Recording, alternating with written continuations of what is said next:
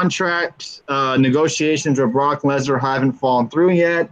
So they basically have canceled the six-pack challenge or whatever multi-man match it was going to be.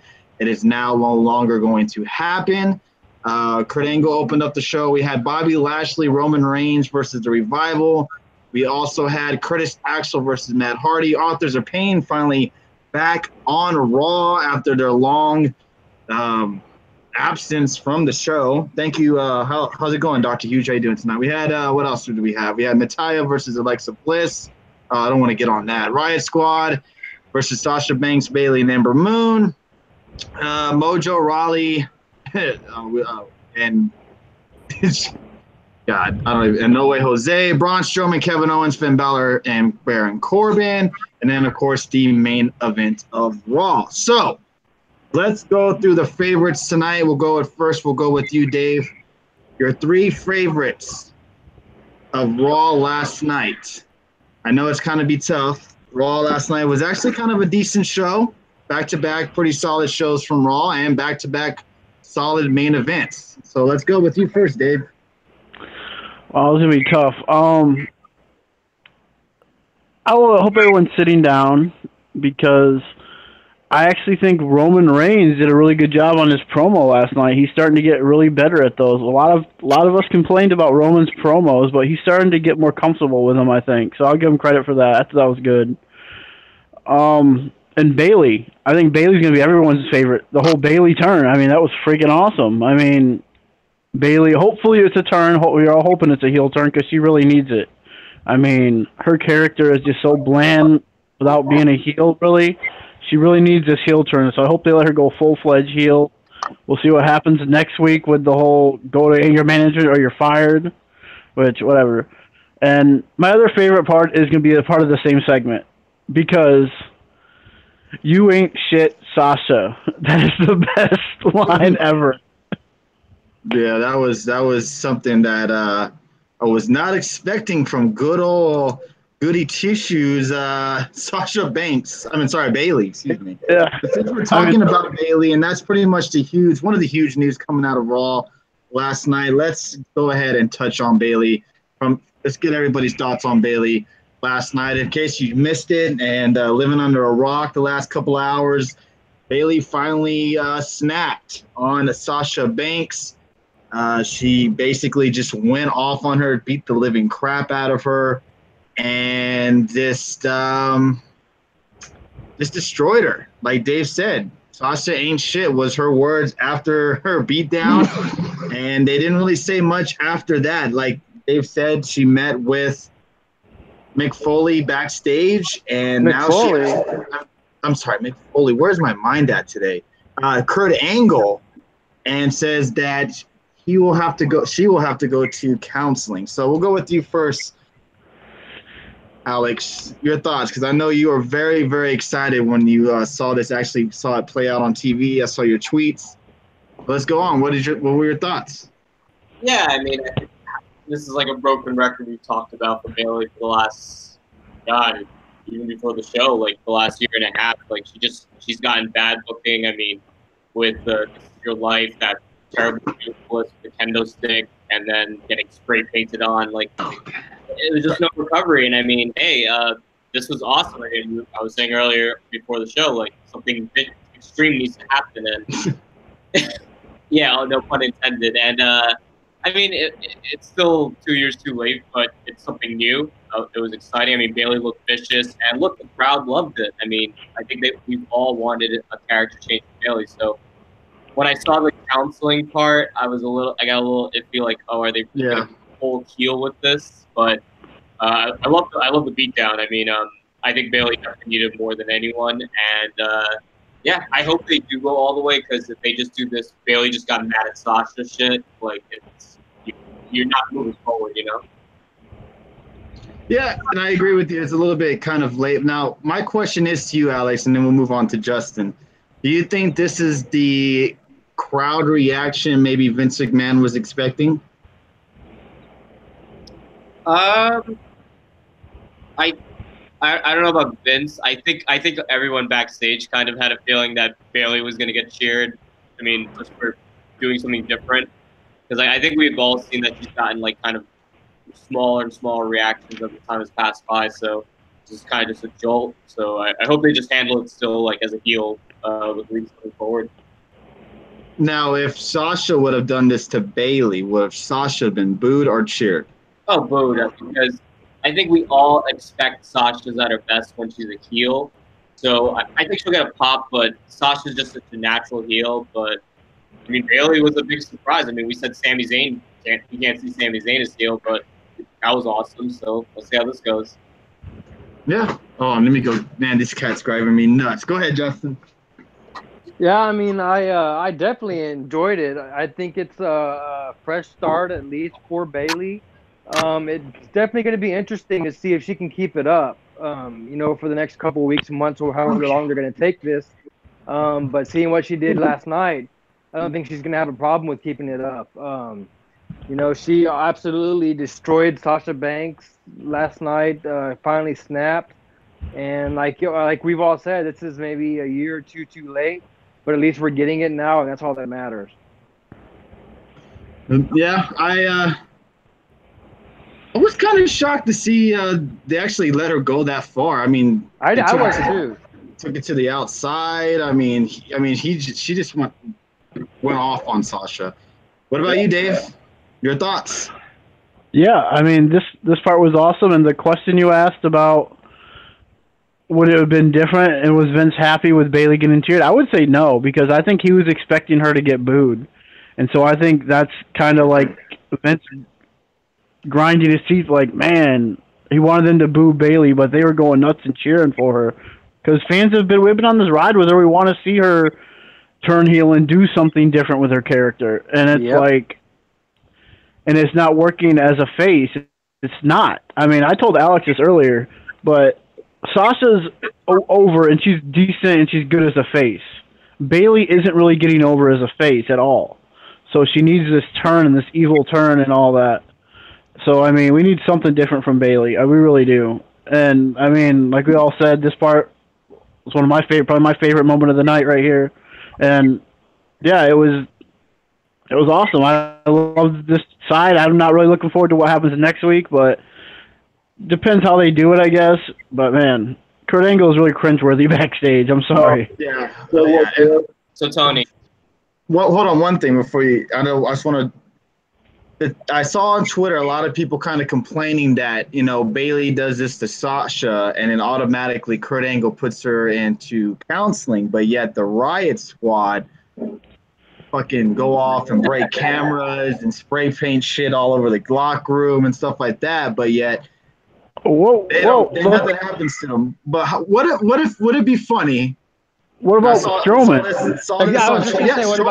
Strowman's another good example. But wouldn't it be funny if Bayley has to go to counseling and like the Riot Squad are there already because they have to go to counseling? This is new. This is what they have to do weekly.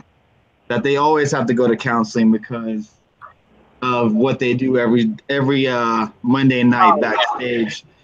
I just hope they keep it serious. I don't want it to be too funny. Sure, it could be funny, have a little bit of ha-ha, he to it, but I want it to be serious. I want the Bayley to be serious in this role, not her be this, she ends up hugging her balloons or her stuffed animals and shit again. Like, I want a dark side Bayley. That would be rip the heads off the stuffed animals.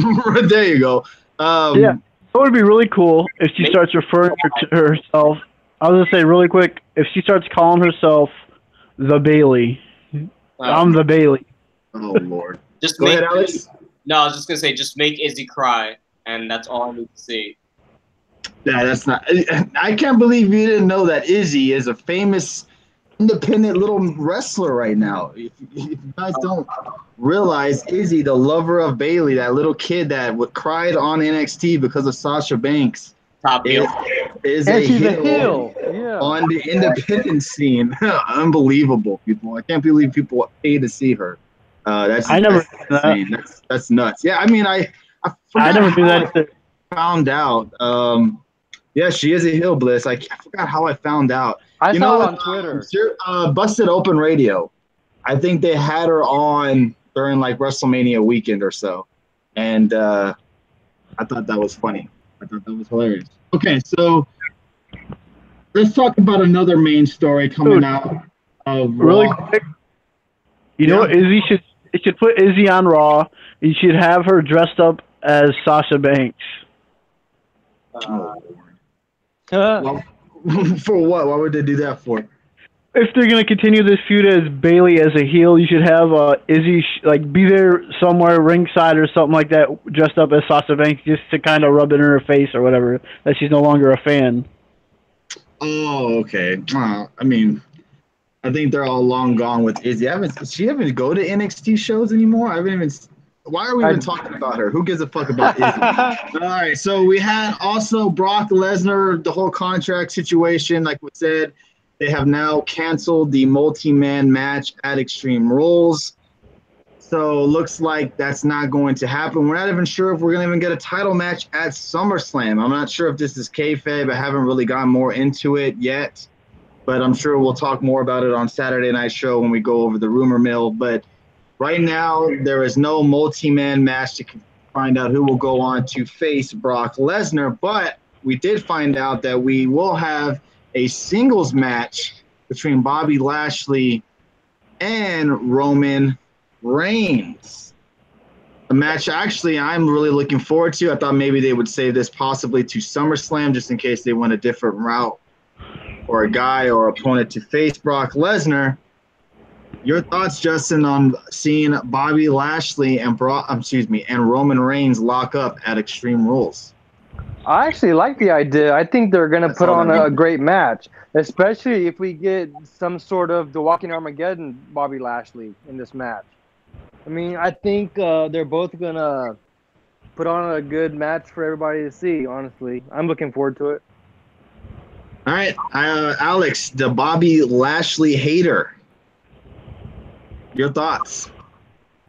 Yeah, I mean, that's what Lashley's good for to me. Like, he's a physical specimen, so you put him in a Extreme Rules stipulation for Roman, that's going to be a lot of entertainment. I mean, how many spears are we going to see that night? Like, going through tables, like, it's going to be a lot of fun. And just like Dave said earlier, man, I don't know what the hell happened in my water recently, but Roman was out there with the mic compared to Lashley. I just thought Roman was superior to him in every way. Hey, man, to me, Roman, I'm not trying to toot Roman's horn. He's been doing great work since that promo he laid out the night after WrestleMania.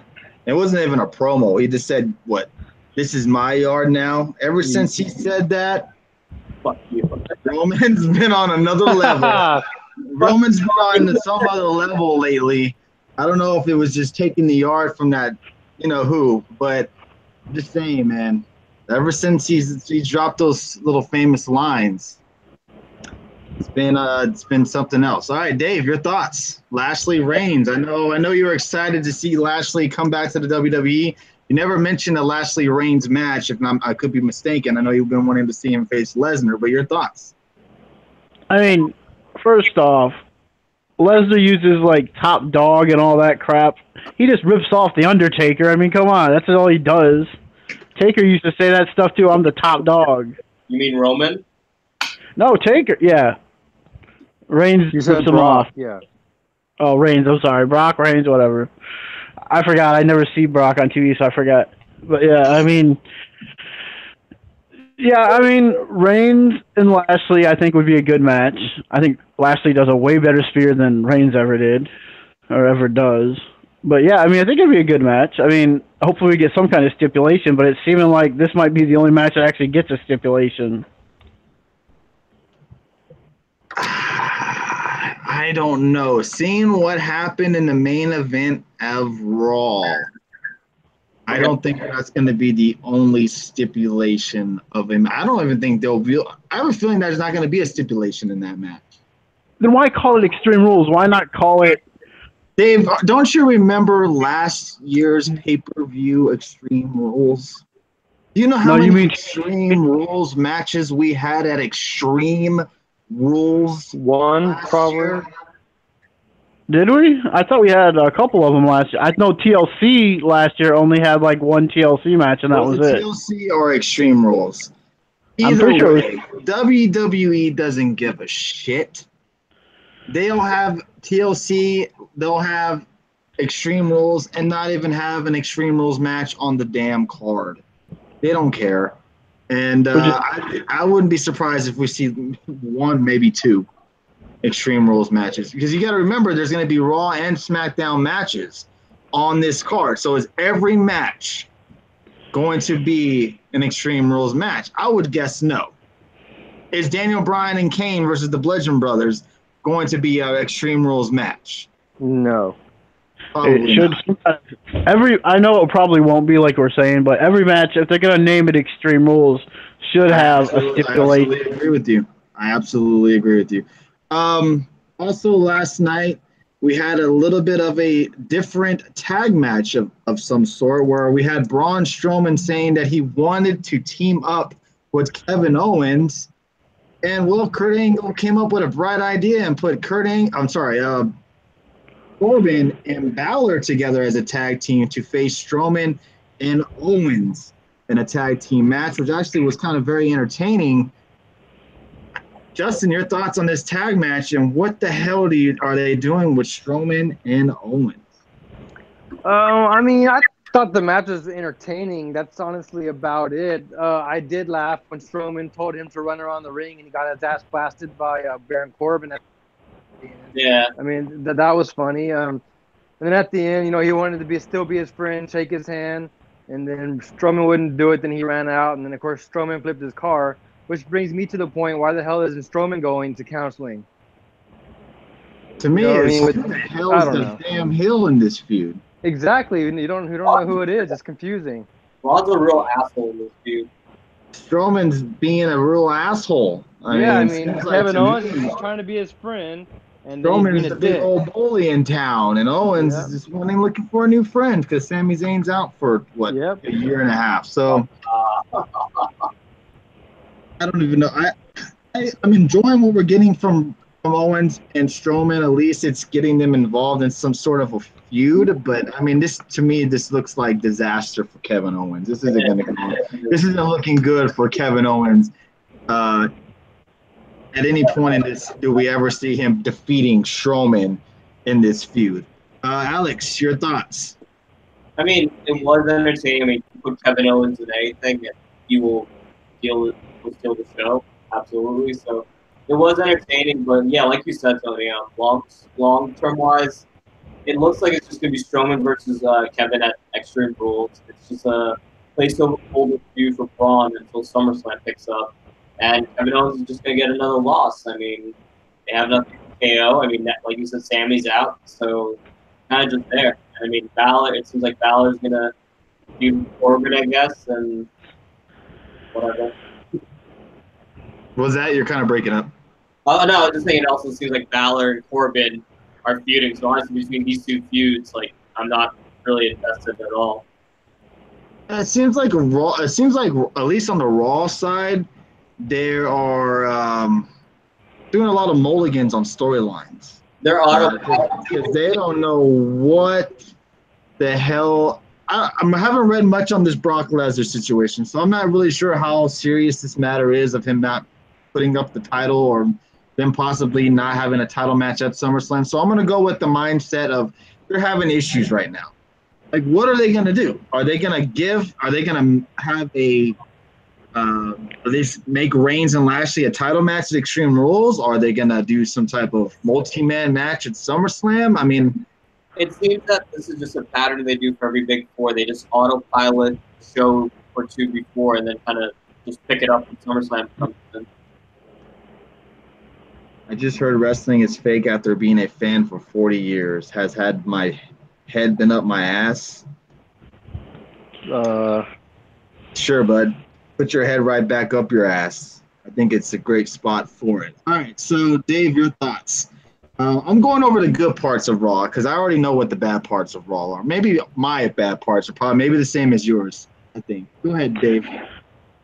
What you just said, about the whole Brock situation, I think it's more to do with they just realized, because they watch the show every week at WE, of course, that, oh crap, we did this match last year at Extreme Rules, so they had the last minute switch everything up, not realizing they did it last year. So it's like, whatever. I think that's why we're getting this whole situation like this. Like, oh wait. Yeah. And that's what I think that's going on.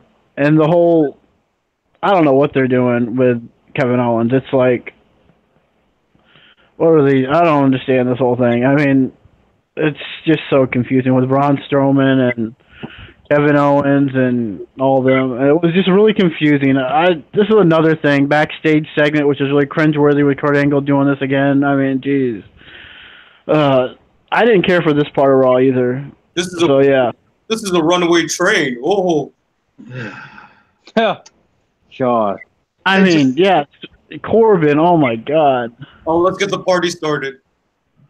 To me, it feels like this is WWE's way of saying, Corbin, we don't like how you look in your fucking ring attire, so you're gonna make you wrestle in a Armani suit every week on Raw, and so we can hide your blemishes or your stomach or whatever. That's what it feels like to me, because it seems like this man could easily change into his regular wrestling attire, but he's going out there and wrestling in a suit every week. Right. I mean. It's like Kane. He's the new corporate Kane now. Yeah, it's like that. It's like the whole Kane situation where he's like wrestling in pants, dress pants, and it's like, it's weird. And it's very strange to see him out there like that. It's like, what are you doing? I mean, this is just terrible. And making them say, making JoJo announce him as Stephanie's personal whatever constable, whatever. Oh my God. What is going on in Periscope today? This is crazy comments in here. Crazy night tonight. Balor. What the hell's going on with Balor? I remember I was very happy to see where Balor was going about beginning of 2018. I think I even came on this show and I said the most dumbest thing that came out of my mouth, and that was Balor might be seeing some maybe even some titles in his picture, but that's not happening. He's stuck in no man's land like there's nothing. He's back in hell where he was in 2017. Oh yeah, Tony, really quick, I forgot to mention this. I thought Alex, I think he tweeted this out last night, and I thought it was smart. He said if they really wanted to use Strowman and Owens, like Kane and Daniel Bryan as like how they did Team Hell No, with like those two kind of coming together like that, which would be perfect actually. Yeah, I mean, it gives Kevin Owens something to do and Braun until the cash in, but yeah, I guess they just want to keep burying KO. Quick question for everybody in the chat room as was. It's been 2 years now, 3 years Balor's been on the main roster since the call up. I could be wrong. Yes, he had a title run, a very quick title run because he got hurt, unfortunately. Would it just be better for him to go on to 205 Live? Oh no, that's an official death sentence.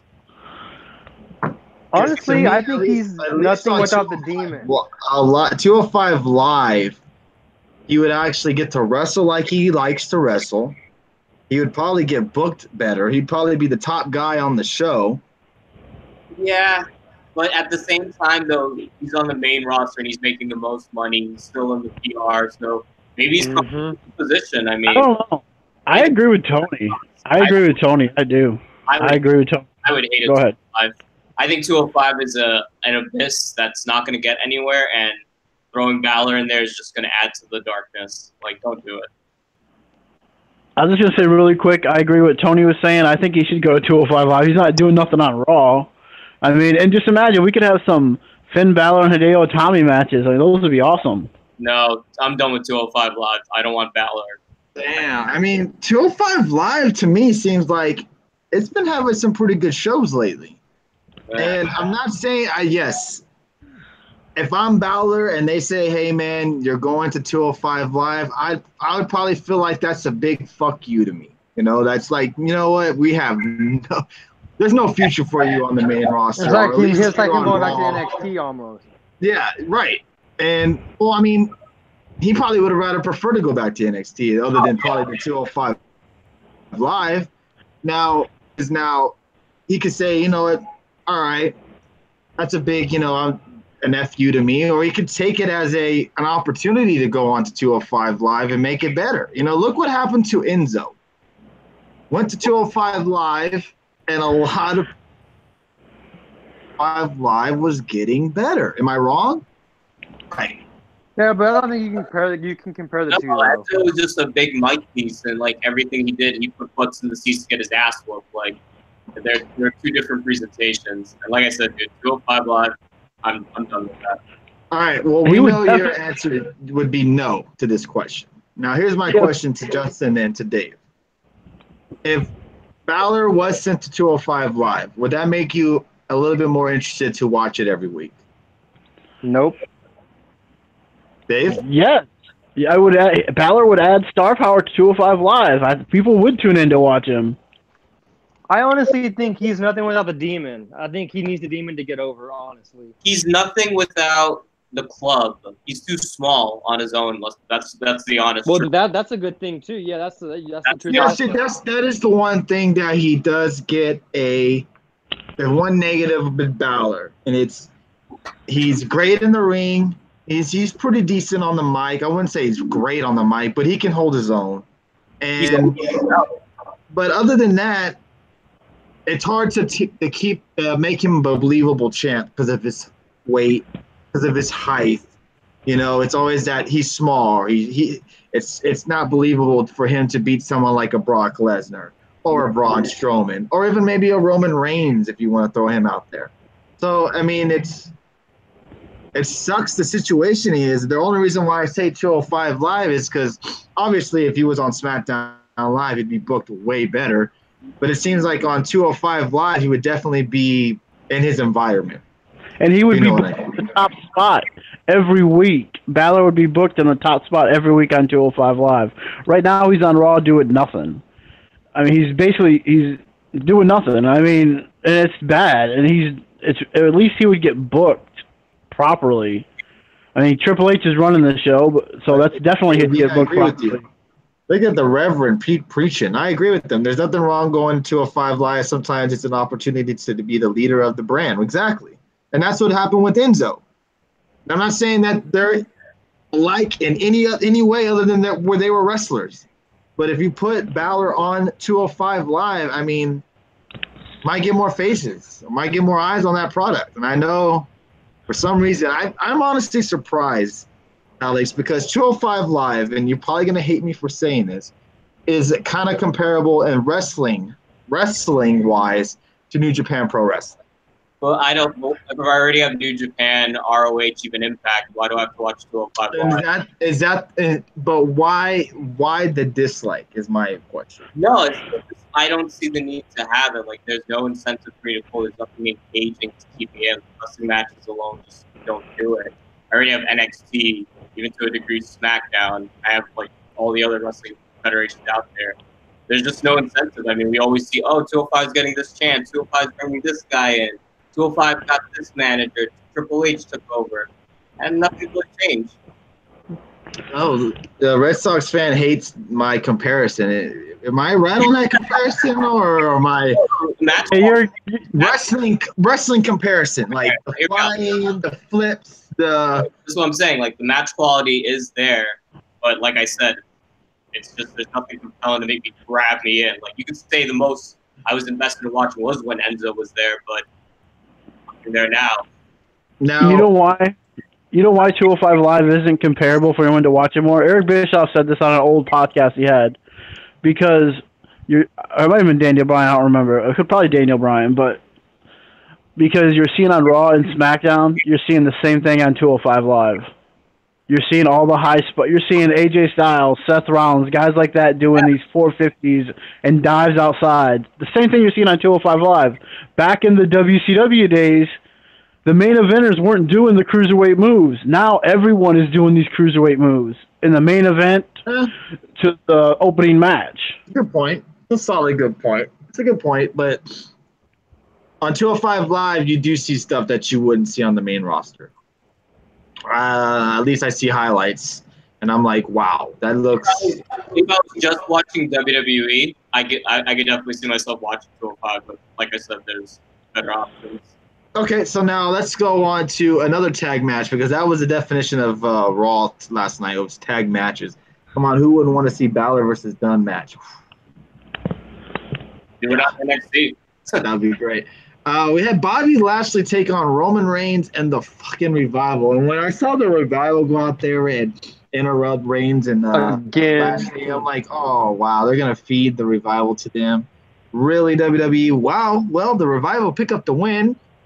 We had some miscommunication with Bobby Lashley and Roman Reigns. And the Revival pick up the win. And surprisingly, Reigns took the pinfall as well. Looks like maybe the Revival on the right track, or is just probably just them probably going to lose again when they face each other. Probably Reigns versus the Revival next week in a handicap match, and Reigns will beat both of them probably. Right?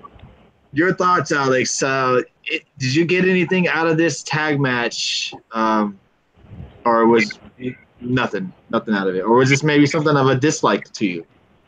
I mean, I was excited. I was like shocked, obviously, when Revival got the win. It was like an exciting moment. Like, hey, not only did they win, they beat like two top first guys, at least with Roman. But no, like you said, like it seems like once all the excitement wore down, it seems like this was just a small story, really, to just Roman and Bobby Lashley not getting along. Like that's really what was the main point to get across. Not that the Revival are getting a win for their career. It seems like. Bingo, Dave. When I first seen this thing come out, I'm like, am I watching a rerun? I mean, didn't I just see this last week? But yeah, I mean, hey, good for them. They got a cheap win, and that's not going to lead to nothing, though. I mean, that's what I see. It's just like Alex just said. It's just leading more to the story of Bobby and Roman, and it's going to either go into Extreme Rules and make them team up, or it's going to lead to something more, probably next week more than likely. And like Tony even said, probably next week, Reigns beats them both. So, I mean, man, this is just bad. It really is. I mean, that promo was bad. This was bad. But hey, I'm glad for the Revival to get a win over a top guy. They are top guys now. Yeah, so Lashley did actually get all that reaction. Who got the pinfall? Dash Wilder. Okay, so shouldn't he get a Universal title shot now? I don't see why not. I actually think that they just gave him bullet points for his promos. That's what they need to do with Lashley. I think, did I mention that I think I fucking mentioned that on Saturday night, that they need to give him bullet points to mention in his promos, because when they give him full-length ass promos, he sucks. Yeah. And that's what they did in Impact. Yeah, I agree. They gave him a few things to Sweet. hit on key points, and that's what they did, and that's what made him successful in Impact. Yes, I'm sorry, Alex. Did you say something? Did we lose Alex? No, No, he should still be there. no, I'm here. But no, I didn't say. Okay. Now, it seems like, did WWE watch our show Saturday night? I swear, because a lot of the stuff that we mentioned happened on Raw and happened on SmackDown. It's just like we're living in a damn Twilight Zone, seriously. And, yeah, Reigns' promos have been a lot better. I give you that. His promo last night was really good. I don't know what the hell I'm saying. Can't believe I'm actually saying those things. Natalya defeats Alexa Bliss. In a tag match, wasn't it? No, No, it was a one-on-one. a Oh, one-on-one match, and Alexa Bliss loses by tap out. Yep. Why are you surprised?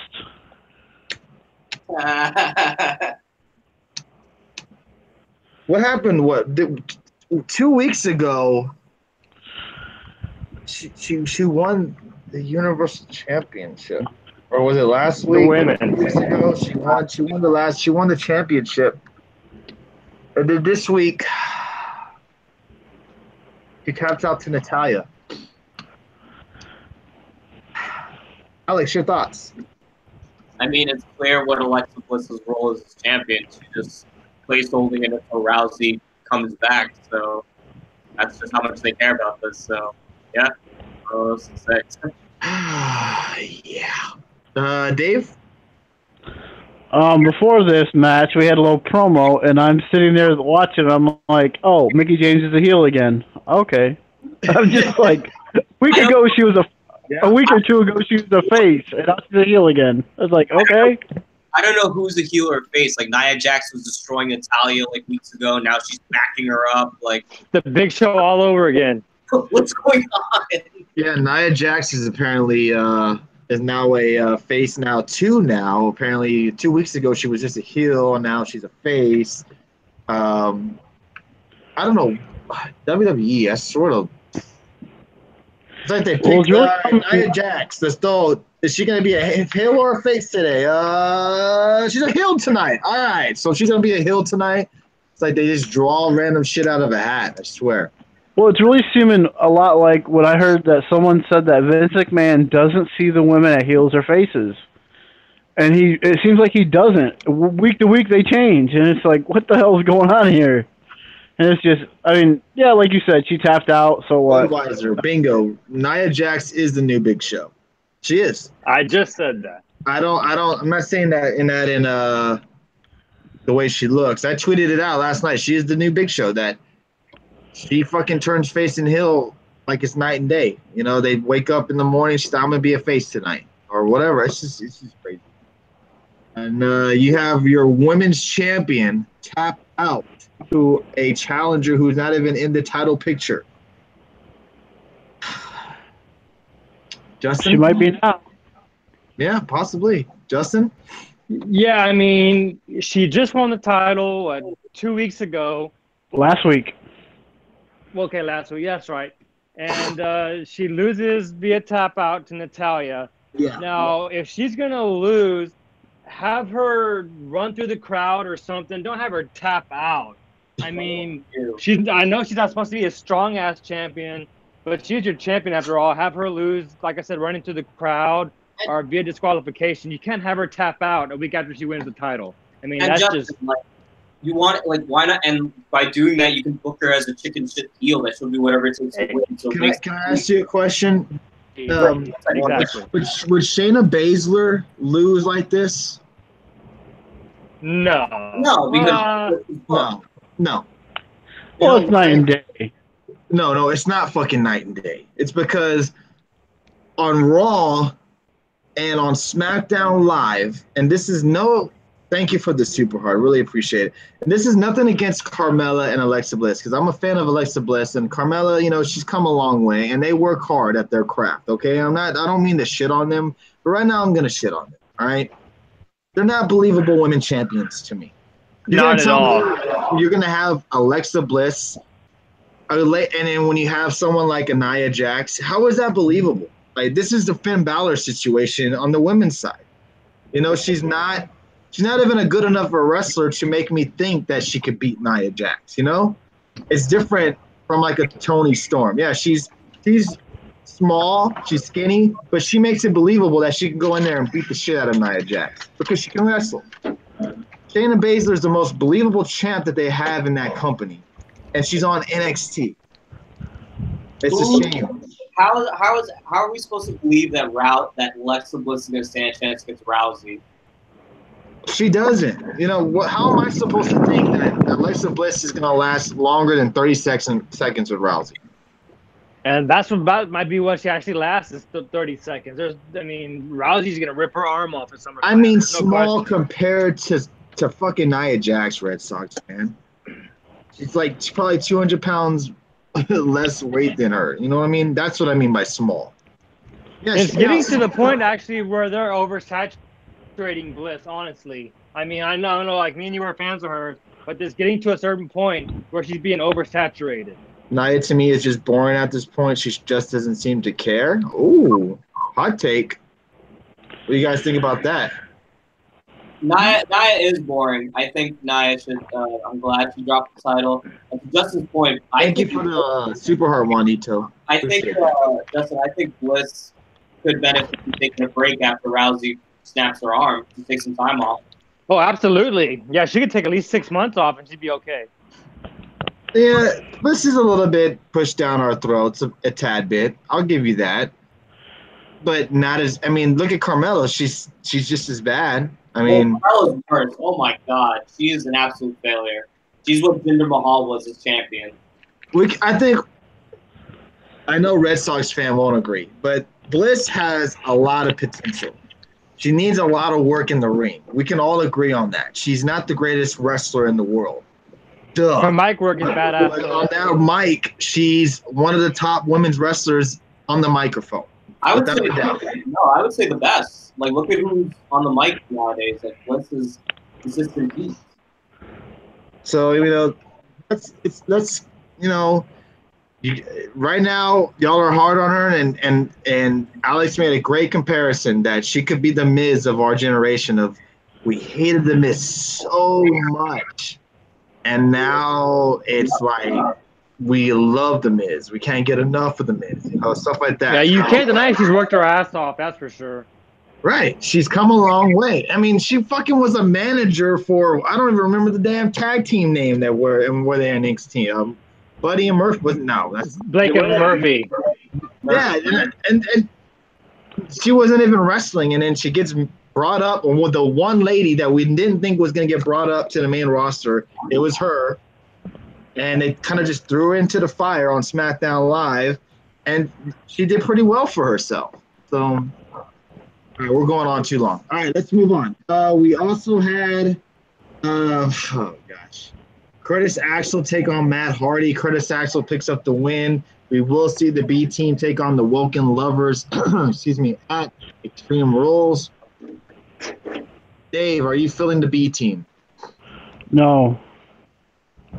I mean, you're telling me our 2 tag title matches are the B team versus the Woken Wives, what the hell they're called, the leaders of nations or whatever, and then we got Team Hell No versus the Bludgeon Brothers. What matches are you guys more interested in seeing? I mean, it's pretty obvious. This is the thing with the B team.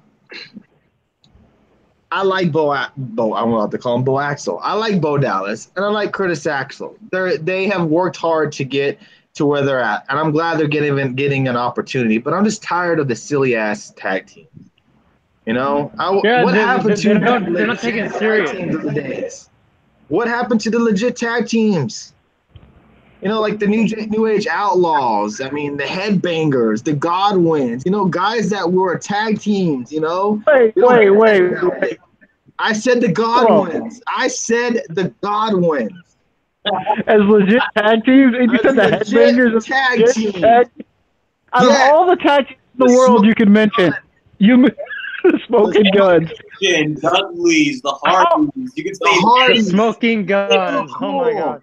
The Hard Billy's pulling. I mean, seriously, Billy's pulling double duty on that. I mean, jeez. Like we get tag teams just with random guys just put together one night. It's like, what is going on? Like on NXT, we get the legitness. We get the tag teams. We get the Street Profits. We get what the hell? The Mustache Mountain. Undisputed Era. We get those guys. We don't get. Yeah, you say Street Profits first. You say Street Profits before Undisputed Era. Hey, y'all can hate on the Street Profits all you want, but when they win the tag titles, that's all I'm saying about that. And I think Alex is just jealous of Montez. That's all I have. Sorry, but Bianca Belair is winning a title before her husband is. I'm sorry. So, all right. Bianca's getting gold. Alex, your thoughts? Curtis Axel, Matt Hardy. Give the Colognes a chance. Oh, God. Remember when the Cologne brother said he was going to win the Greatest Royal Rumble? Remember that? That's funny. That was funny. Yeah. I'm sorry, Alex. Go ahead and continue. I mean, the B team are very comedic. Their segments are funny. Bro. The tag division's just absolute shit. So, no, I'm not excited for this. I hope Authors of Pain just destroys the B team if they win. We're going to get to the Authors of Pain before we get to the main event of Raw. Go ahead, Justin, your thoughts. Well, I couldn't care. I don't care less on all of them. They can get featured in Endeavor for all I care. I mean, I don't give a damn about Matt Hardy or Bray Wyatt. I mean, the B team is okay for right now. You know, their comedy act, whatever. And like you said, there's no serious tag teams pretty much on Raw. And if they are, they're not being used, which is a damn shame. So, yeah, they can all get featured in death. Wow. Yeah. Wow. I agree with that, though, because they would do so much better. Y'all are wishing them to lose their jobs? Dude, just think of Joe Henning and whatever Bo Dallas's real name is. I know it's not Bo Dallas, but they would both do so much better on the indies, like in ROH or something like that. So much better. Teaming up with like Cody Rhodes and ROH and New Japan, they'd do so much better over there. Well, and then look how Curtis Axel started out as a Intercontinental Champion with Paul Heyman, and look where he's at now. Oh, man, that was a joke, though. That was a joke. Well, but still, I mean, he's still better than what he is now. That was a failed project, but I agree. This is Curtis Axel's ceiling, I think. I agree with you, Brandon. I wish the Wyatt family would get back together so they could feud with Sanity. I agree with you. This is so weird that one time Curtis Axel beat Triple H. I mean, it is. Yeah. That was. All right. So, hey, they tried. Hey, you can't say they didn't try to give him a push because they did. Right. They did, yes, but he did not. AOP finally showed up on Raw probably after a month of not being on Raw. And it's been a while since you've seen AOP on Raw when they have to show a video package of who the fuck AOP are. Right. Let's just offers of no speed time. We haven't had them on in a month and a half. All right, make sure you throw that video package of them. Don't forget. Exactly. I mean, talk about killing a team's momentum. Absolutely. I mean, out of all the tag teams they could have facing Bray and Matt Hardy, you have the B team. You have the Revival, who just beat Roman Reigns and Bobby Lashley, but they couldn't be out there fighting for the tag titles. You have the Authors of Pain. They could be facing the freaking AOP. That would be a damn good match, I think. Why did they have AOP versus Lashley and Reigns? Yeah, that would be great. That would be a good one. Why couldn't they do that? Why couldn't they interrupt Reigns and Lashley because they haven't been on Raw, and this is the only way they can get a fucking match is by making themselves get involved, and they have the match, and AOP could have still won. They could have still won. Just like the Revival did, they won. They could have had AOP go out there and win the match. Yeah, but how they won the match, though, a cheap little roll-up? No, you don't want AOP getting over like that. And just to further along a rivalry between Reigns and Lashley. So Vince, obviously, after those two injuries, doesn't see much in the Revival, in my opinion. I mean, obviously, look at the Raw their little special they did, how they just got buried by the Club and DX and everybody else, and it's like, geez. Yeah, I see how you guys say that they would dwarf Reigns, AOP, but remember when I can't keep saying this, remember the good old days, but when it was like Austin and he would team up with maybe his rival, whoever that would be at the time, The Rock or whoever else, they wouldn't be going up against the Bushwhackers, right? Or the Headbangers. They would the go Bushwhackers around. I mean, but, not no silly-ass tag teams. They would give them a legit competition, probably the tag team champions at the time. They would actually give them a challenge. The Revival at the time, the way they've been booked, has been kind of crappy. So we all expected the Revival to lose. AOP comes out there, we might say, oh, AOP might win. They might handle their own. Just because of who they are and how they were dominant on NXT. So your thoughts, if AOP actually shown up on Raw, do you think they'll be on Raw next week, Alex? Yeah, I mean, happy to see they made their way out of catering, and hopefully they get into the tag division. I mean, nothing really else to say. Dave? Maybe. I mean, it depends on who they put on. I have no clue. It's like they're doing nothing with AOP. So I don't think they know what we've heard that creative has nothing for them, so they don't know what the hell they're doing with AOP. It's like, oh, we have them here. You might as well put them on TV for a minute. Yeah. Right. Yep. Justin, your thoughts? Sorry, one last. So go ahead. No, and also, I just think that anyone that feuds with Titus worldwide, their stock drops. Actually, I don't think as a tag. I don't know because next week if they're on Raw next week, they're probably facing Rhino and Heath Slater. Yeah, or Titus Worldwide, man. That's even a better tag team. What do you think of the tag team division, Sean?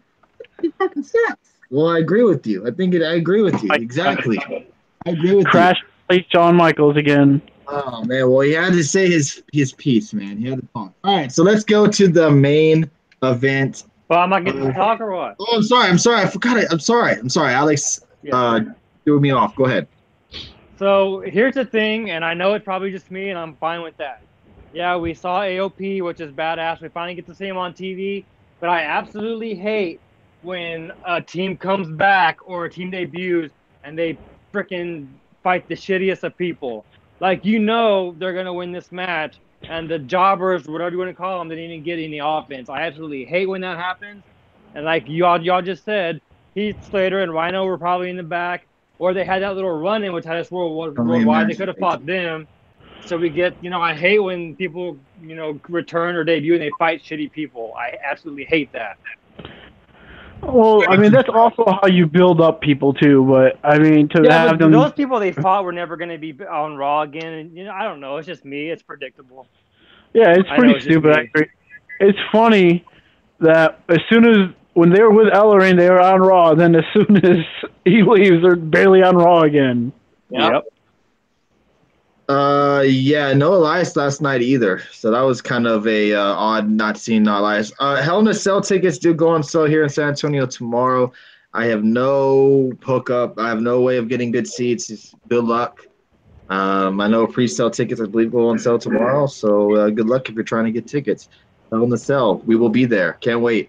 All right, so main event last night was Seth Rollins and Dolph Ziggler Part 2 rematch from last Monday night's Intercontinental title match, where we did see Dolph Ziggler win the IC title. Oh, don't worry about it, Royce. No problem. Your thoughts, Dave, on the main event where we did see Dolph retain. We did get some Drew McIntyre get involved. And Reigns comes down for the save for Rollins. We know what match we're getting. Oh, go ahead. Yeah, we got a disqualification, so it looks like we'll probably see Part 3 at Extreme Rules. And yes, Bob Ruski, Tyson Kidd was the producer of this match. So your thoughts, Dave? We'll probably get Rollins and Reigns next week teaming up.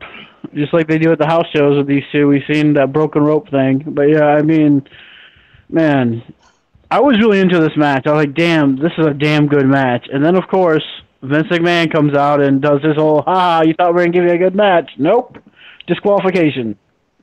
We're going to ruin a good main event by disqualification. But it is what it is. I mean, I thought it was a good match, though, but I hated that they had to end it like that. But I don't know. I mean, it kind of ruined the match for me.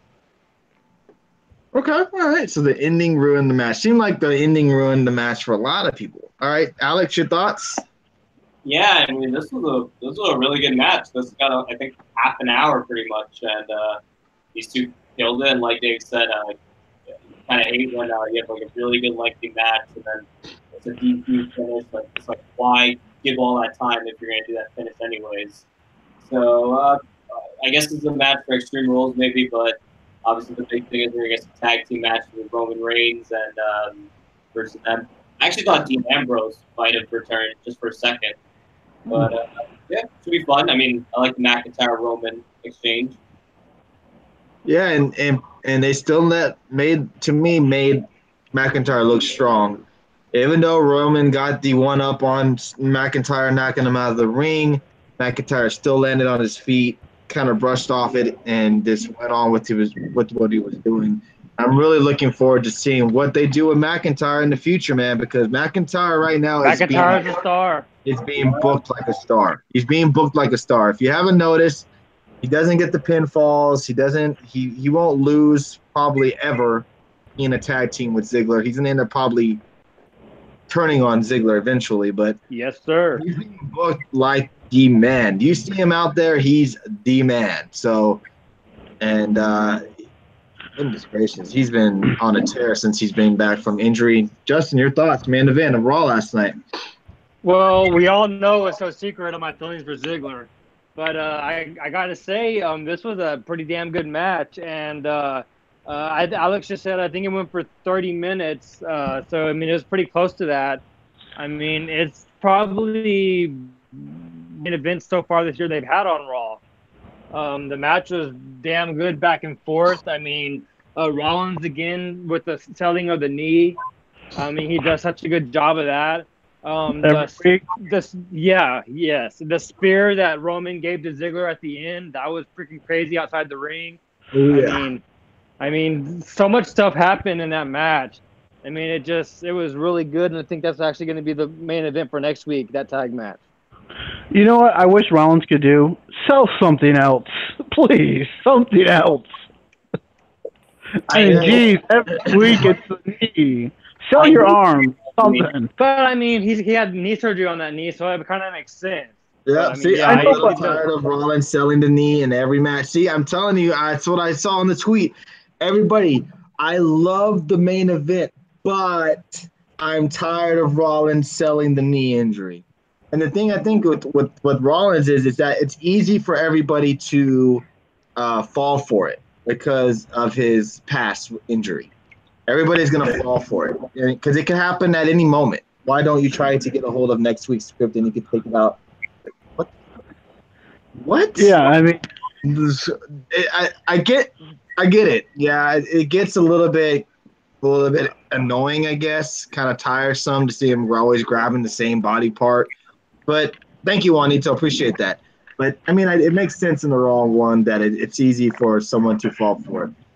Yeah, but I understand that part. I get that. That's why he had a knee surgery, so he has a bad knee. But you started noticing it with The Miz. Okay, The Miz's match, it made sense because Miz uses the figure four. That made sense. He would sell the knee. But then the next week, and the next week, and the next week, and the next week, it's just over. Sell something different. I mean, yeah, it's good to see body parts being sold like that. Yes, I get that. But, I mean, just do something a little different. Change it up a little bit. I got you. All right, fair enough. Again, thank you, everybody, for joining us tonight. Almost at 10,000, 2,000 total views tonight. Thank you guys for joining us. Whoa, Red Sox fan putting out Rollins is a bit overrated. If Texas Kid for Life is still in here, he probably just had a heart attack. Right, shit. Wow. I can't believe you just put that in the chat room. Okay, so let's get the ratings out because I can't believe that Raw might be getting back-to-back good ratings on our show because for a while there, don't hold your breath. They were getting some shitty-ass ratings. Speaking of me, I guess Natalia is all healed up since her leg was fine last night. Exactly. All right, Dave, your thoughts. Raw ratings, 1 through 5. Everybody, what was your thoughts on Raw? You said me first? I'll give it a 1. I wasn't that impressed. Wow. Yeah. Did we watch the same Raw last night? Jeez. That's what I'm kind of saying. A 1? I wasn't really that impressed. That Raw. I mean, a shitty ending to main event, another Baron Corbin match. So that'll give you really shitty ratings. And this whole Braun Strowman thing, it was. I mean, then we didn't really talk about the whole Kevin running away and then doing the key thing and all that. But yeah, that was just like, okay. But it's just like the same old each week. It's the same stuff we're getting each week. Bayley and Sasha stuff was the best part of the whole show. DX says, I actually agree with Dave. Bob Ruski says, Heel Dave strikes again. All right, so a 1. Listen, I see a lot of 3s. A lot of 3s, 3.5s. What was so good about Raw? Alex, your thoughts? Rating? Yeah, I think I'll give it a 2.5. The main event and the Bailey thing was really good. Everything else was so.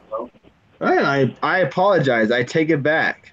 Raw isn't going to get that much great ratings tonight. I thought we were going to see a lot of 3s and 4s tonight. Okay, all right, Justin. Oh, I'm probably gonna be the lone one. I'll give it a 4. I mean, I didn't see. I mean, there was some low and bad points of Raw, but overall, I mean, I didn't think it was that bad. So I'll give it a 4. I'm going to give it a 3.5. Because if you have my attention for a full 3 hours, then it's a good show. Yeah, there was some bad parts. We mentioned it, the Bliss part, the B team, the whole stuff like that. Yeah, there's some bad stuff, but overall, I thought the main event kicked ass. I thought the tag match between Strowman and Owens and Balor and Corbin was a nice, different match we haven't seen before. Yeah, the aftermath was a little bit corny with the flipping of the cars and shit like that. But I thought, for the most part, if you're there and you're watching a whole Raw for 3 hours, it didn't make me want to fall asleep. It didn't make me want to change the channel. That's a pretty good show. I haven't seen Leo Rush's debut yet. I haven't seen it yet. I'm looking forward to seeing it. All right, so man, overall, You're about the only one. Yeah, just like Justin and I were the only ones that really enjoyed Raw last night. So let's move on to SmackDown Live, where the news of the night was Nakamura, everybody. Nakamura was apparently injured last night at a house show. Well, all in all, we find out that good old Dave Meltzer got the lowdown, and apparently that Nakamura got bitten by a police dog and was unable to wrestle tonight. I'm going to say that one more time. He was bitten by a police dog. It makes you wonder why there was a police dog there in the first place, kind of. Now, how in the world does that even end up happening? Police brutality. I'm sure we will. See, Bob Maruski, I already know what you're gonna say. I know what you're thinking, my friend. I know what you're thinking, and we'll keep all those comments to ourselves. All right. I know, but it's just kind of funny. It's just weird. A dog biting Nakamura, like. I don't know. God damn. They never said how serious it was. So we'll figure out what happens when probably by Saturday more information will come out, and we'll talk about it on Saturday night's show. But I thought it was funny when Alex put Nakamura was bitten by a dog and he wasn't able to wrestle tonight, and Dave's comment was the big dog. Speaking of Roman Reigns, I thought that was kind of funny. Alex, your thoughts when you read this? Well, at first I thought it was a work, and then I found the news about a dog biting him. I'm like, oh, that makes more sense, I guess. It's kind of funny. I mean, I hope he's okay. I mean, a crazy bite, but it's funny. I don't know what else to say. His comments in the chat room. I bet he put the dog back. But joking aside, Oh my God. Oh, shit. I hope it doesn't take Nakamura out of the U.S. title picture. It seemed like he's been the one to take it off Jeff, so I hope that hasn't changed. Yeah, they never said how serious it was. Hopefully it's nothing too serious to where he can hopefully wrestle next week, or maybe hopefully by Extreme Rules. I'm not really sure. I mean, it hadn't been a serious bite if he wasn't able to wrestle. So they didn't say where he got bitten at, did they? Alex, No. No, just he got bit by a dog. Wow. Unreal. Dave, your thoughts? Revenge, I guess. I don't know, but I mean, this is weird. God, wow. What is going on? Wow. Damn.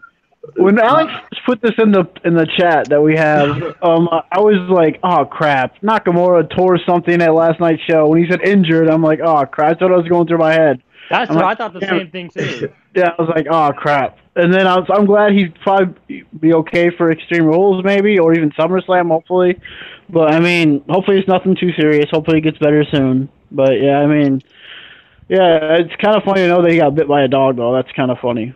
And man, and what I was watching tonight, how I was watching SmackDown tonight. I won't say how, but I mean, during the commercial break, there was this song, Nakamura's music playing, and then dogs barking at the same time during the music. It was just funny. What? I just started laughing. Oh man. All right, Justin, your thoughts. Well, I mean, it's honestly pretty crazy. And wasn't it a police dog or something like that that bit him? Yes. Mhm. So you're thinking a police dog, that's crazy. And those dogs are trained, when they bite, they're trained to bite down until they're told to let go. So, I mean, it's kind of, I'm curious to see how long he got bit for, how bad he got bit and all that kind of stuff. So, I mean, hopefully he's not that bad, but I don't know. I guess we'll see what happens. Do we know? Do we know if it was a German Shepherd or not, or That's was what it? I was just gonna say. I'm sure it was a shepherd because those are what most police dogs are now. Maybe it was McGruff.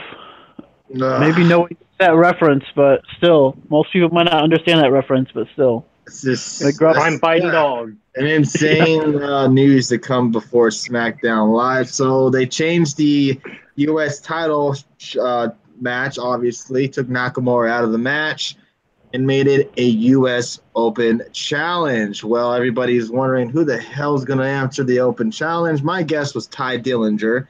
Well, ends up being Sanity. I'm like, okay. Would be pretty cool to see maybe Killian Dane versus Jeff Hardy or Eric Young. Wow. Something I thought I would never say in my life. Eric Young versus Jeff Hardy on SmackDown Live for the U.S. Championship. Words you thought you would never say. And we got it. Match is okay. And then we had the fucking Usos get involved, which then led to a 6-man tag match between Jeff Hardy and the Usos versus Sanity. And all I have to say is this. I want my old Usos back. I want my penitentiary Usos. Yeah, all not these little Usos. bitches. Now we're getting the face paint Usos back. Yeah, yes, very good. That's a very good. We're getting them now because now they're yelling Usos. They're doing all that type of stuff that they didn't do when they were heels. I don't like it. Nope. I don't like it. So we'll go with you first, Dave. The original U.S. title match, then 6-man tag match. Was this the first match? No, but I'm going in any order. I don't care how it goes. Okay. I was excited for it. I was excited to see. I was hoping it was going to be Eric Young because, man, Eric Young versus Jeff Hardy. I think we've had it in TNA or Impact, whatever. Can't remember quite, but it was still kind of cool to see it, like Jeff Hardy versus Eric Young, and actually see Eric Young in a singles match. I was like, sweet. And then we talk about the 6-man tag too, which I'll talk about how much I hated it. I thought it was a good match until the ending because, like, what the fuck? You have your new debuting team who's just create sanity all over the place on SmackDown. You have them lose on their first match on TV. That makes zero sense to me at all. I don't understand that. And apparently, Wolf is only there to take losses for the team. Yeah. Alex? Yeah, I mean, obviously I wanted Almas to be the one to answer the U.S. Open Challenge, but they're set on having him beat Sin Cara, so I guess we have to tune in for that.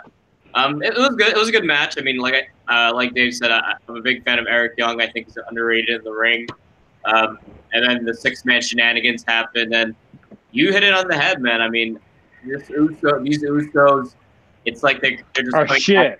The face. Yeah, there's just this face paint nonsense. Like they were like what it says, like carrying suitcases for Roman, like type of shit. Like this is not the gritty heel Usos we had a year and a half ago. Like this is it is what it is. Yeah, I agree with Dave. I wasn't the biggest fan of Sanity taking a loss here. I think you could have just had an ending where they just beat down the Usos or a DQ even. Just no need to have them clean loss, even if it is against Hardy. Yeah, it seems like I do agree with what Budweiser said, but we'll touch on that when we get to him. Your thoughts, Justin? Well, honestly, I was hoping it was going to be Killian Dane, but I mean, Eric Young and Jeff. I mean, Eric. Yeah, they had a damn good match. I thought I enjoyed it, and I thought that 6-man tag shouldn't have happened. I just thought that Tandy should have beat the shit out of all three of them and walked to the back. I mean, Yep. Yeah, like we all said, why have them take the loss? Just whenever this was interfered, have Sanity just beat the crowd, walk straight to the back or go to the crowd again, and end it that way. There was no need for that 6-man tag. Okay. Anything else? It was kind of obvious, though. That 6-man tag was obviously coming, though. We could all see it coming. Yeah, because what we saw last week, yeah. Yeah. And I'm so sick of singles matches turning into 6-man or tag matches. Exactly. We see it every night on Raw or SmackDown Live, and it's so fucking obvious. Like, it's just so obvious sometimes. I thought for a minute we're going to see another 6-man tag match tonight with the Good Brothers getting involved. And somehow I did too. May is coming down or something like that. I just had this funky feeling that something was going to end up happening. But we didn't end up having that happen, so thank goodness. But it says Sanity takes a loss. Not sure how long this will end up going for, but it looks like they'll be feuding with the Usos.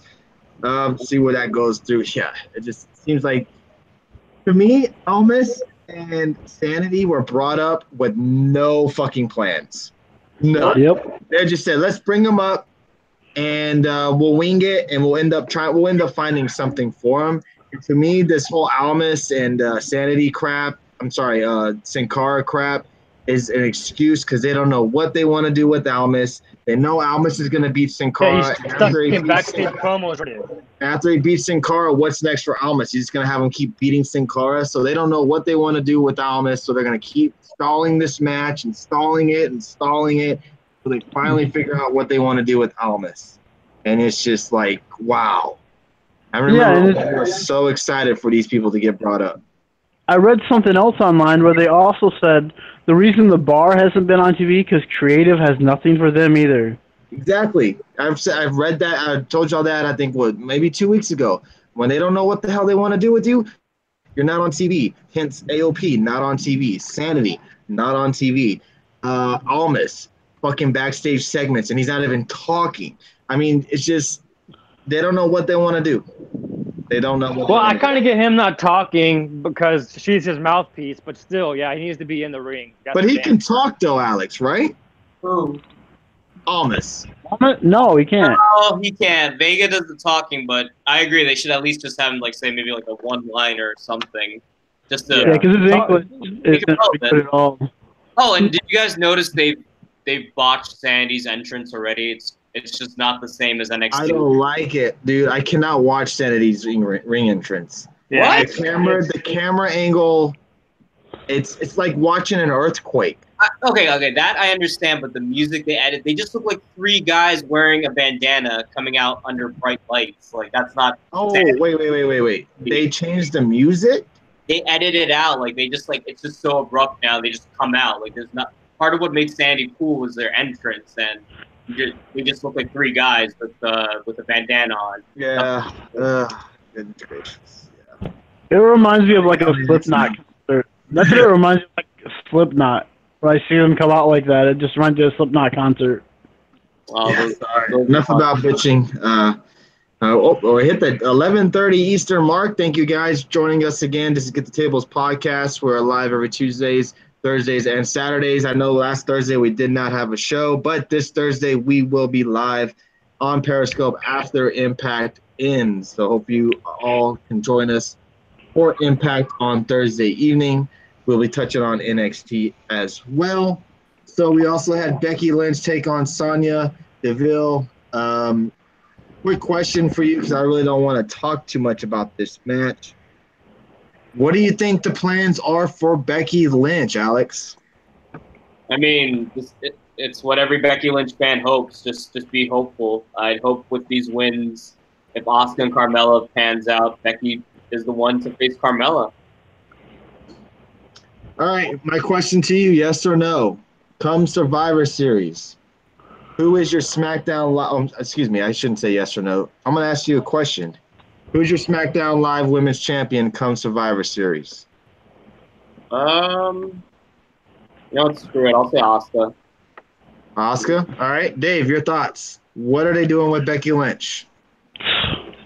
Who knows? At first, I thought they were going to go maybe have Becky get all these wins to take on Carmella at Extreme Rules, but apparently not. But, I mean, man, if you're telling me that Carmella is going to win again over Asuka, I mean, come on. This is just terrible. I mean, it really is. But I don't know.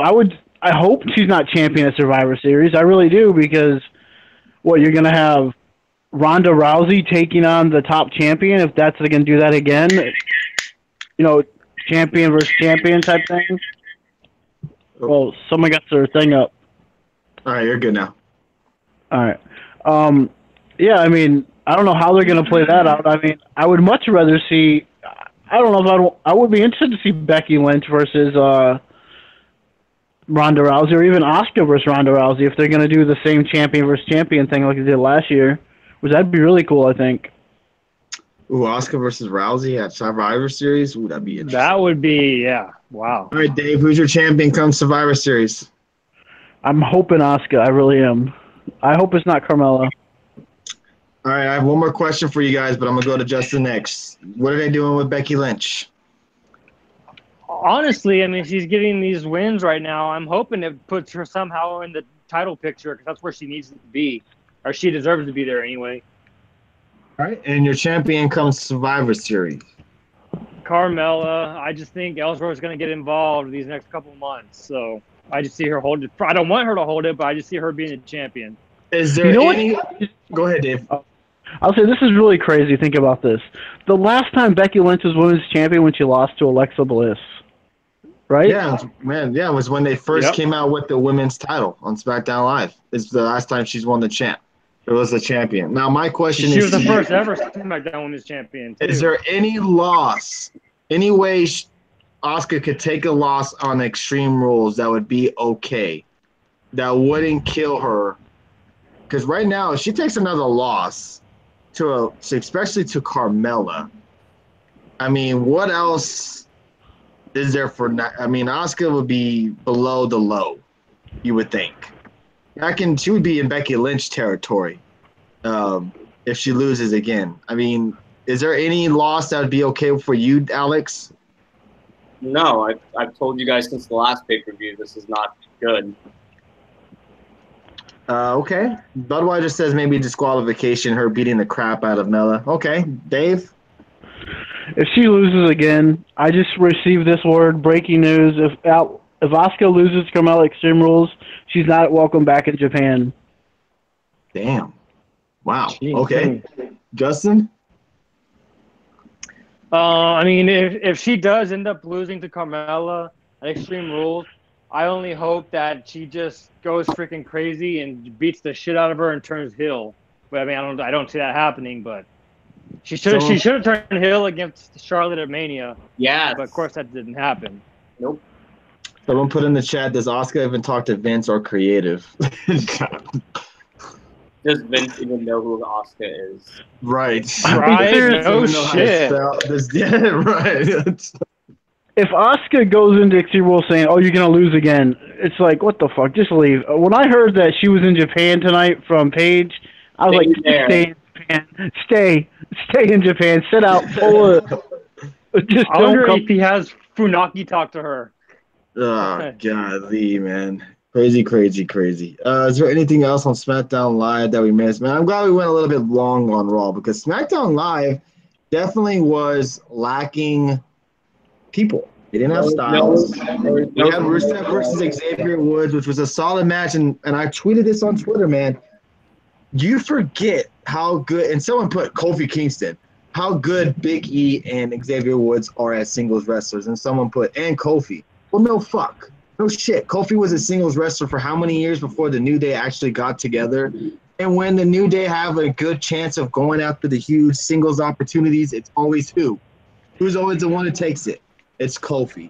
It's not Big E. It's not Xavier Woods. It's always the veteran Kofi Kingston. Rollins did very well tonight. Yeah. And what I really liked about that match, though, is that Corey Graves. Whoa. Yeah. Whoa. Was that was weird. Was that Alex who was talking? No, that was Dave. Oh, that wasn't me. Oh, no, you broke up big time. I'm not sure. Wood sucks. The only moves he's got is on Page. Wow. What? Wow. Big E is totally unsafe in the ring. I don't know. That because of the spear spot. Xavier could be the smart-ass heel. E can be the strong man, and Kofi high flyer. It could work. I mean, but I don't think they'll turning heel ever again because of the merchandise sales. That Rusev versus Woods match was. There's no way. It seems like they made the match because they were having some kind of a Twitter beef, and they're like, you know what? We're not having Styles on the show. There's no Carmella. There's no Asuka. There's no Charlotte. No AJ Styles. Yeah, so let's just throw this match on the card.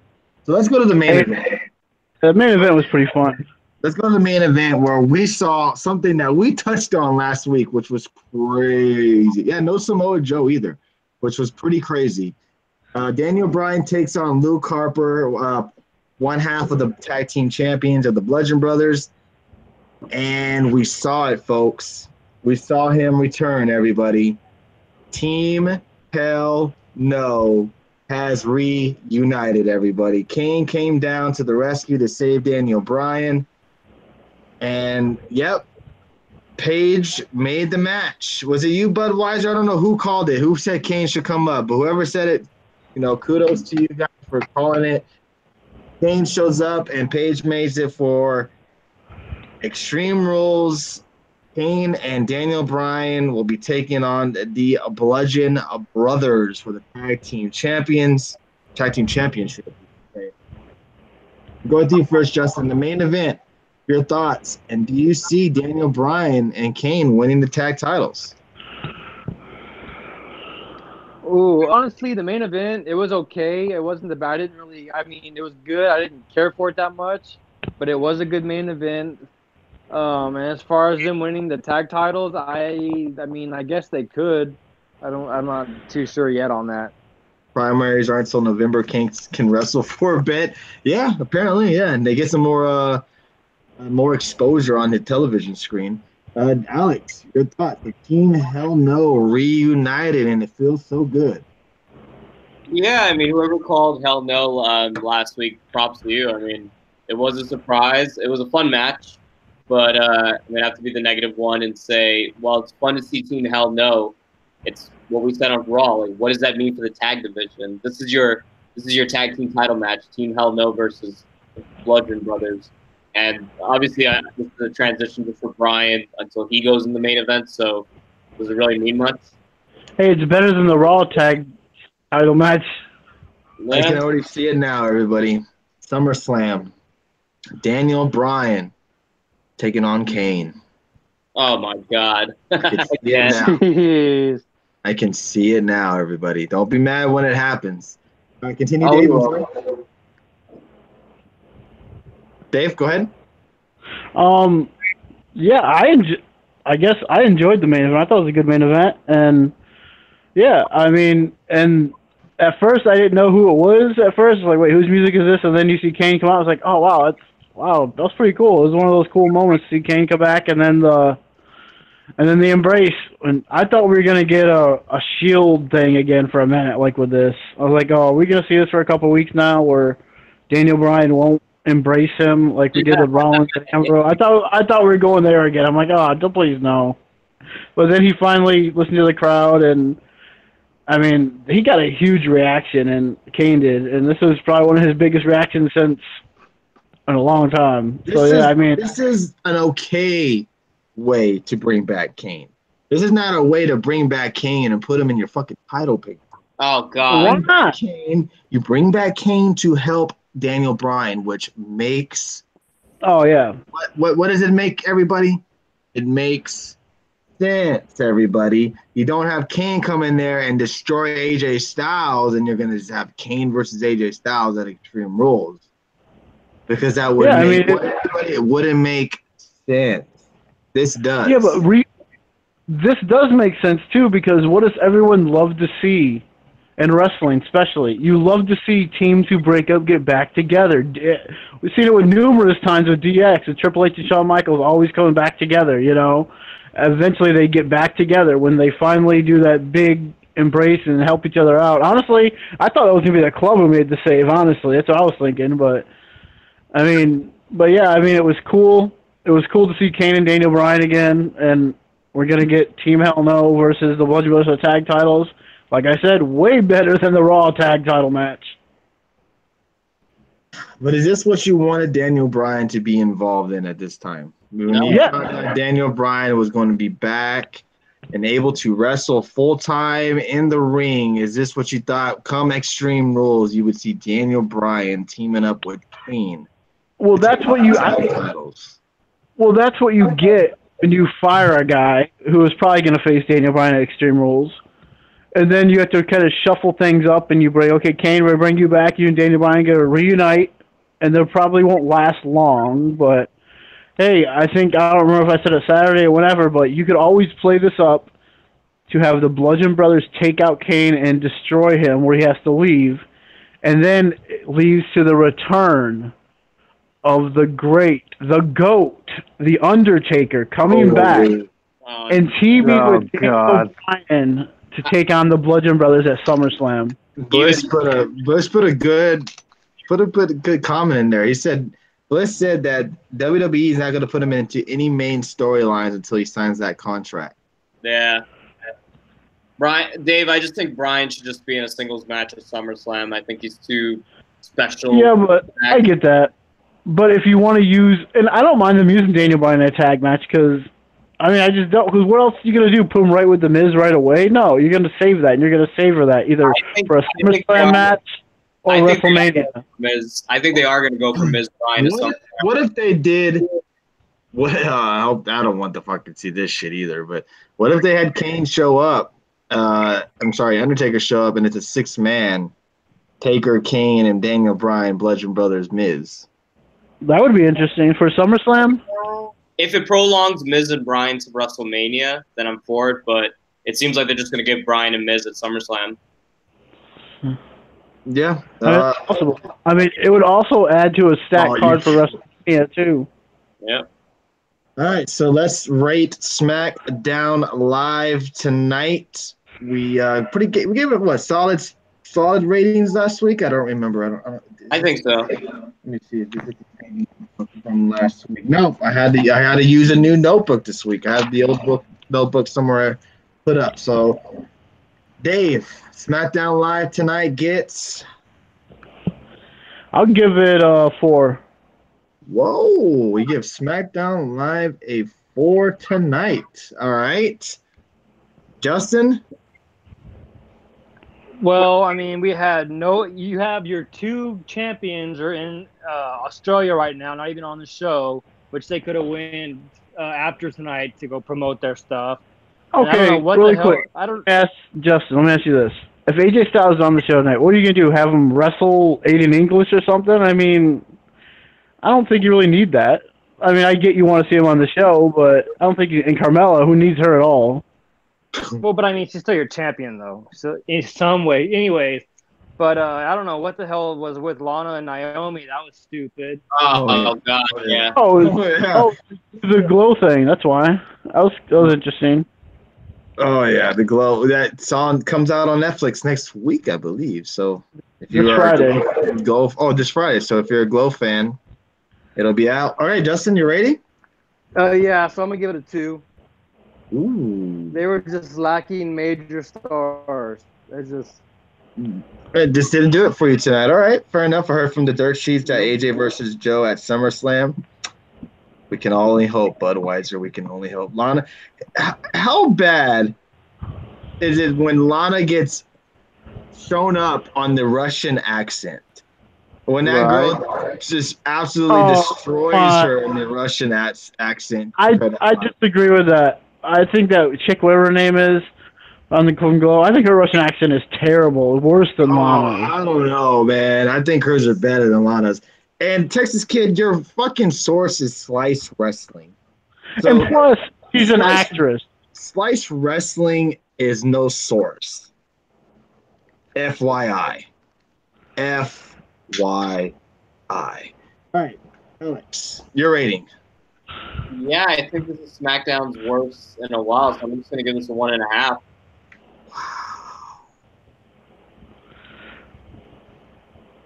Wow. 1.5. Okay. All right. You can tell who the SmackDown fans are and who the Raw fans are. Hey, Texas Care for Life. Have you heard how much shit Slice Wrestling gets? And you're gonna say that they're a reliable source? I've heard a lot of bad shit about Slice Wrestling. Just saying. All right, well, we got Dave with the 4, Alex with the 1.5, and Justin with the 2. All right, I'm going to be honest with you. I like SmackDown Live, but tonight it just wasn't there. The only time I actually got excited was when Kane showed up. Yep. And I don't want to be like the guy that shit on SmackDown Live, but at one point I found myself getting bored a little bit. Kind of felt myself kind of getting a little bit sleepy at one point. I'm like, oh shit, I got a show tonight. I got to wake up here. It just, I don't know. It just wasn't. I think the U.S. title match kind of just didn't do it for me.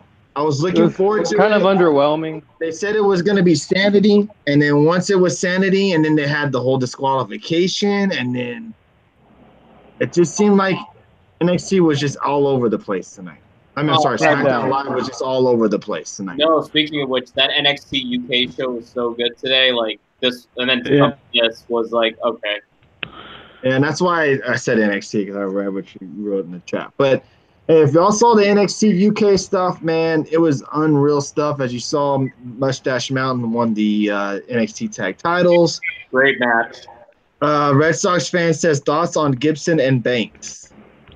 I think Travis Banks has always been a good wrestler. I mean, I don't think he's going to go far in the WWE in that sense because of size. Gibson, though, he's a big guy and he's young, so I can see them pushing him. I think I don't know, man.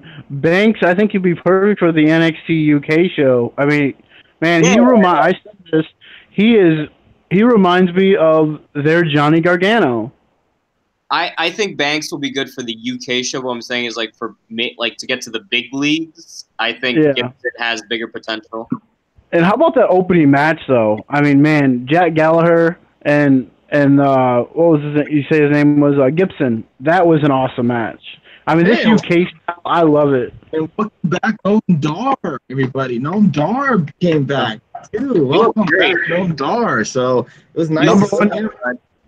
The tournament was useless. Nobody. The 2 winners lost the title match. Ooh, Budweiser. Is that y'all feel the same way? Yeah, I mean, it was a good showcase for them, but yeah, it kind of starts off. I mean, I knew who was gonna win. Yeah, but I think Pete Dunne should drop the UK title. I think it's been way too long for him. Well, I don't think he's going to because he's gonna be like the face of the brand. I think. I wonder who would beat him if anybody would. Tyler Bray? Is that the only guy, maybe? But he's done that already. Like, that's what I don't like about the UK. It's just Tyler Bate and Pete Dunne. So I hope there's something new with this. Well, there's gonna be. I mean, after that triple threat, that's gonna be a good match. Neville would be crazy. Is the UK tournament really a UK one or a UK 205 tournament? Roderick Strong should take it off freaking Pete Dunne. That'd be crazy. Yeah. We'll find out, I guess, whenever this NXT UK is finally made. But yeah, that's the Raw and SmackDown post show for tonight, everybody. Yeah. Oh, you know who else I like on that?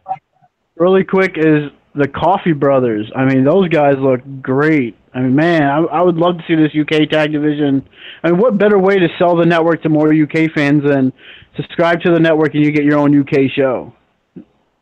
Yes, and DX, we did see the news with the Raw and SmackDown, the USA, and Fox stuff, but we'll touch more on that on our Saturday evening show because we'll probably have a lot to say about that. But don't forget, we will be live again on Thursday night talking about Impact, talking about NXT. Alex, will you be live tweeting NXT tomorrow night? If I get home in time, definitely.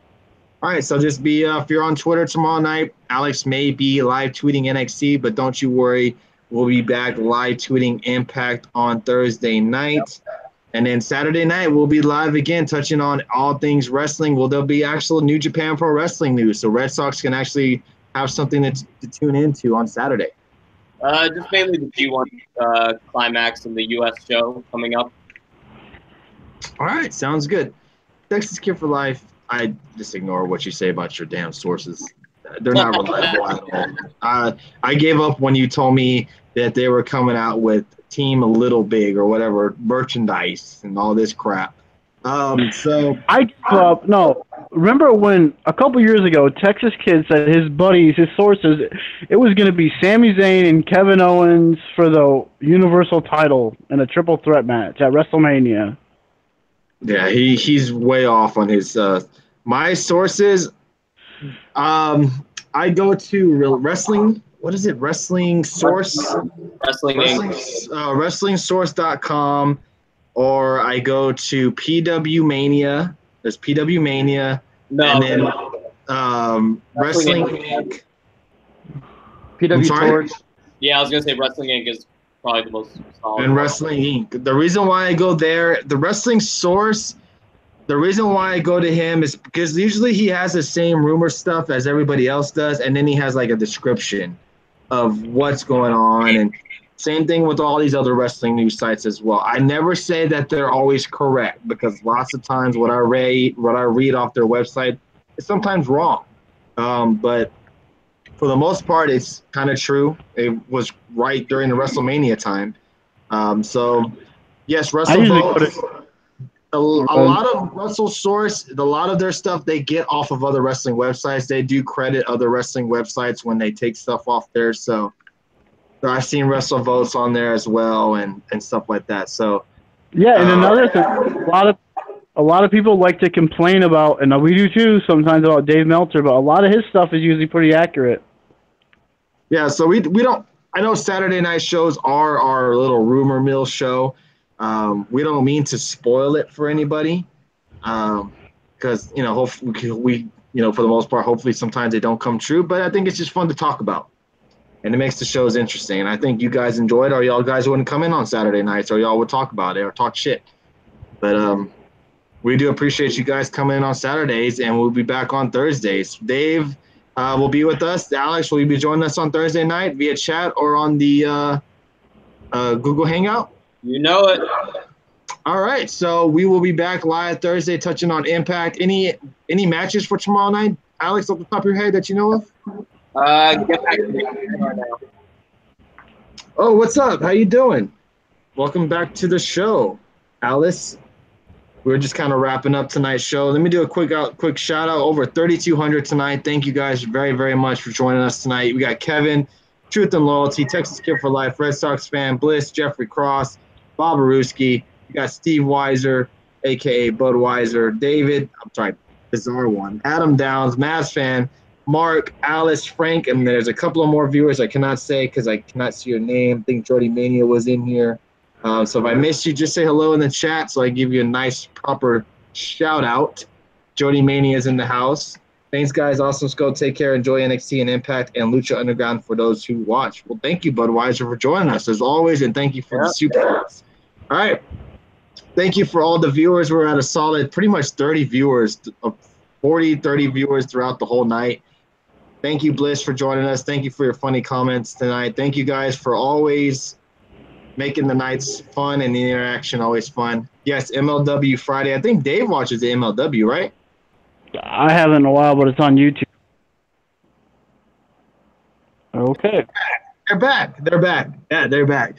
Almost at 3,300 viewers. Yes. Thank you guys so much for the support. Any last words before we end the night, Justin? Nope. I think everything's good. All right, Justin, we'll see you back next Tuesday for the post shows. Dave, any last comments before we end tonight's show, before Thursday's Impact and NXT show?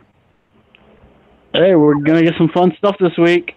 I don't think NXT will be anywhere near as good as NXT tonight. So. Probably not. I would have to agree with you on that. And Alex, any last thoughts before we end tonight's show? Yeah, just on NXT tomorrow's main event is Undisputed Era versus Ricochet and the Tag Champs. So that should be some fun. And then Candice LeRae versus Lacey Evans. And like Dave said, I think Impact's going to be the big one for Thursday. Wow, that's a hell of a main event. All right, so Dan, that sounds like a great main event for tomorrow night. So hopefully, guys, if you can and are not taking a break from wrestling, enjoy NXT. If not, we will see you on Impact Thursday night, talking Impact and NXT. Thank you guys again. If you're new to the show, please hit that follow button if you're new to the show. I hope so, Adam Baum. I'm looking forward to it, especially since I missed last week's show. I hate when I do that shit. So thank you guys for joining us tonight. We'll be back Thursday night. Thank you for all the new followers. Thank you for all the interaction. And thank you for joining us because we want to see you on Thursday. So be safe, everybody. See you Thursday night. Thank you, everybody. Peace.